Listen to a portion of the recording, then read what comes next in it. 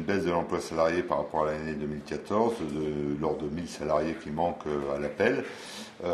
Ça continue à se dégrader là sur les pentes est négatives. On espère que ça va vite reprendre de manière à faire revenir la CPS et puis surtout arrêter la pauvreté en Polynésie.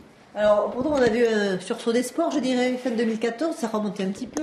Alors, fin 2014, il y a eu deux conjonctions de plusieurs choses. Il y a eu la fête de fin d'année, puisque à la fin de l'année, il y a toujours plus d'emplois temporaires pour les commerces, pour l'hôtellerie notamment, mais aussi l'épidémie de chikungunya qui a conduit à des embauches temporaires de remplacement. Alors là, on en est à 59 000 salariés contre 70 000 il y a encore 5-6 ans.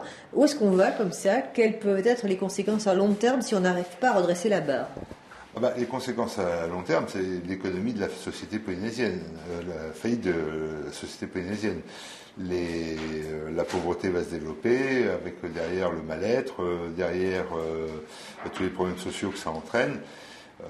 Il faut que ça s'arrête, il faut que les emplois soient créés rapidement et le secteur privé a un rôle à jouer là-dessus. Qu'est-ce que vous pensez qu'il pourrait faire ce gouvernement pour relancer la machine? Parce que finalement, on a essayé beaucoup de choses. Alors aujourd'hui, le gouvernement, c'est pas le principal responsable et les gouvernements précédents non plus. C'est le secteur privé qui a complètement arrêté d'investir en Polynésie, peut-être lié à l'instabilité politique, peut-être lié à l'incertitude institutionnelle. Peut-être que comme en Calédonie, il aurait fallu clarifier un certain nombre de choses.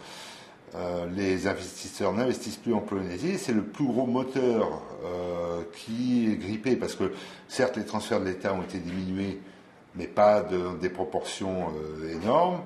Les impôts prélevés par la Polynésie française sont à peu près les mêmes et sont toujours réinjectés dans l'économie. Le plus gros manque de l'économie polynésienne, c'est les investissements privés. Un dernier mot sur la CPS, parce que vous connaissez bien le problème, aussi bien la branche maladie que la branche, surtout les retraites. On a souvent dit qu'il y avait le feu à la maison. Est-ce qu'il y a encore plus le feu aujourd'hui ou on est près de la catastrophe totale? On l'a annoncé, en mars 2016, la trésorerie de la CPS sera épuisée. Donc des solutions devront être trouvées d'ici là pour pouvoir continuer à assurer le paiement des retraites, des assurances maladie, des hôpitaux, etc. Le mécanisme, c'est quoi finalement? Moins de salariés, moins de cotisations? Vous pouvez nous expliquer un petit peu l'effet boule de neige que ça peut avoir, sachant qu'il y a des vases communicants entre la retraite et la maladie? Alors, moins de salariés, moins de cotisants, donc ça pèse sur les comptes du régime des salariés et ça vient aussi peser sur les comptes du régime de solidarité, puisque lui récupère tous ces gens qui ont perdu leur emploi et fait exploser les dépenses dans ce régime. Et voilà le souci de la CPS. Et les vases communicants avec les retraites? Les vases communicants avec les retraites, aujourd'hui, c'est la retraite qui est en déficit. L'assurance maladie doit toujours 12 ou 13 milliards à la caisse de retraite. Bon, elle a fait un excédent en 2014, elle a remboursé 1 milliard, c'est bien, mais il en manque encore 10. Et c'est ça qui pose le problème de l'horizon de viabilité de notre système de retraite.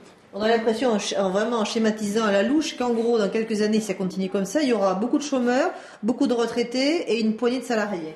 Ça, vous avez bien résumé, c'est à peu près ça.